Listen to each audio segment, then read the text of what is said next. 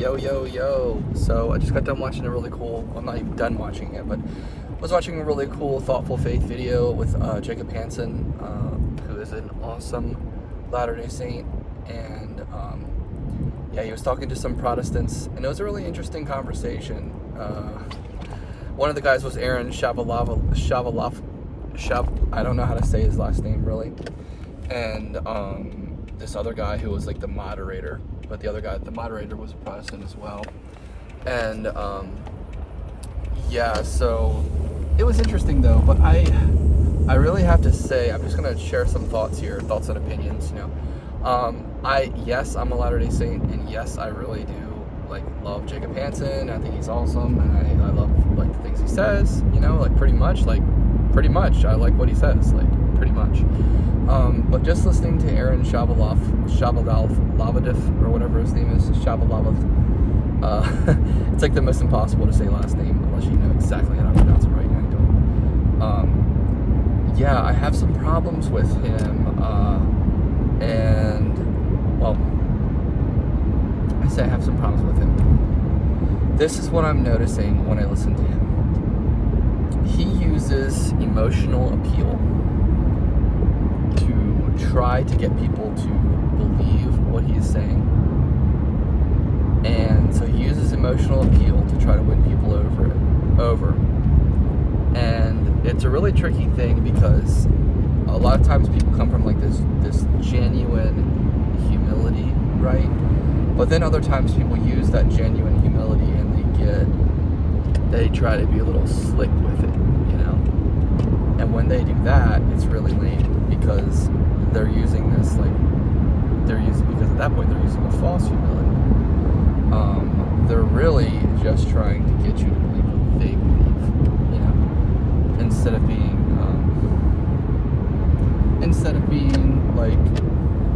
humble about it or real about it, And so I'm just listening to the things that he had to say, and immediately I'm just struck with wow, I can't believe this guy is saying these things, and I can't believe he's saying them the way he is. And the problem is, and this is part of the frustration that exists, is the moderator, who is a Protestant, doesn't really catch this stuff. He just doesn't. He doesn't catch it. And it's nobody keeps this guy in check. Nobody keeps Aaron Shavalov in check. And he runs rampant. In other words, he is making bold claims. He's making bold assertions. He is using emotional,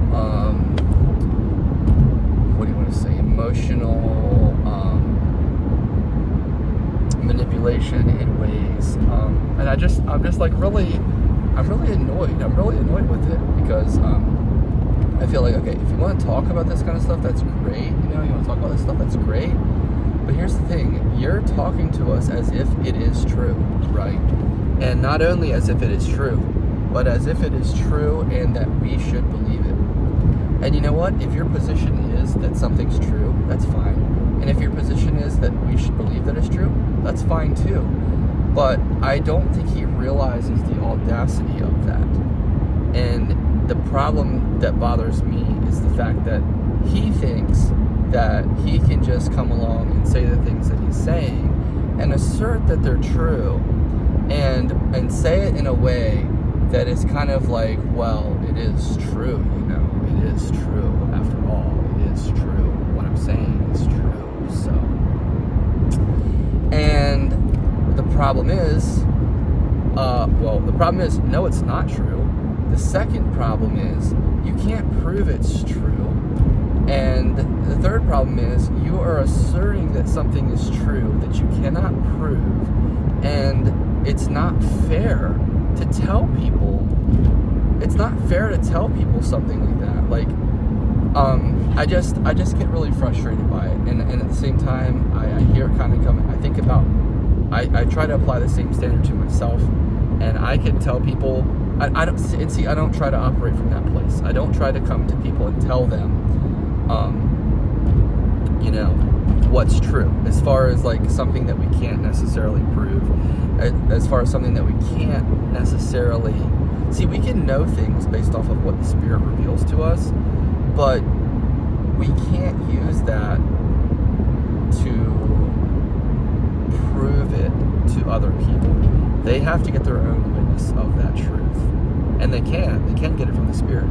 But I just don't like the presuppositional framing of the way that he talks. And it's frustrating, and a lot of it is slinging mud at people of the Church, Jesus Christ of Latter-day Saints, and towards a lot of things. And I really hate that it comes from this place of like false humility. And he's like, well, I'm trying to be really humble and, really, and, so he has this whole image built up that he is like, this godly man. He's just a humble man. He just really loves the Lord. He just really wants to lead people to Christ. He just really wants to share the gospel with people, And you know what? As I hear myself imitating his voice, I also hear a lot of, what's his name? The dude from Apologia Studios. What's his name? Big Dog. And he made this emotionally. You know what it was actually. This is an emotionally predacious move. That's what it is. There you go. There's a good term right there. Emotional predation. Someone who preys on your emotions. Doesn't sound very cool to me. Not at all. Someone who plays on your emotions. They don't just play on it, they prey on it. They feast on it. And they rely on what they're sucking out of your, this might sound a little crazy. They rely on what they're sucking out of your emotions. They rely on your validation. Because if you said, hey, actually, no, I don't think that's true, and then they would fall apart. They don't have anything to stand on except for their own presuppositions about what's true that they can't prove. And so yeah, it's just a little frustrating. So emotional predation. I can't remember this dude's name, the Apologia dude. He's got a big beard and everything, but he made a video. He made an anti-LDS video to try to deter people away from the Church of Jesus Christ of Latter-day Saints, which is an attack. Which we don't attack the Catholic Church, we don't attack Protestants, we don't attack other faiths. We believe that everyone has the right to believe whatever they believe. If you want to believe that peacocks are God, okay, fine, that's great. Peacocks are your God, okay, that's great. Congratulations, that's what you believe. You know what? And you know what? If you believe that, and you're talking to me about your belief, I'm going to listen and be like, yeah, absolutely, yeah. Like, I'm going to validate you because what you're telling me is what you believe, and I'm going to validate that that's what you believe. I'm not going to validate that it's true, but I'm going to validate that it's what you believe. And so we don't go attacking other beliefs, but other beliefs definitely attack us. Definitely. And I keep thinking James White, but it's not James White. That's the other guy. Forget this dude's name. He has a big. No offense, he has a big head and he has a big beard. But he's very. I think his name is James something. Anyway, this dude made a video against the Church of Jesus Christ of Latter-day Saints, standing in front. He's like, I'm standing here in front of the Mormon temple, and I'm here to tell you. And he's got this like soft, emotional music playing in the background. It's going, dun, dun, dun.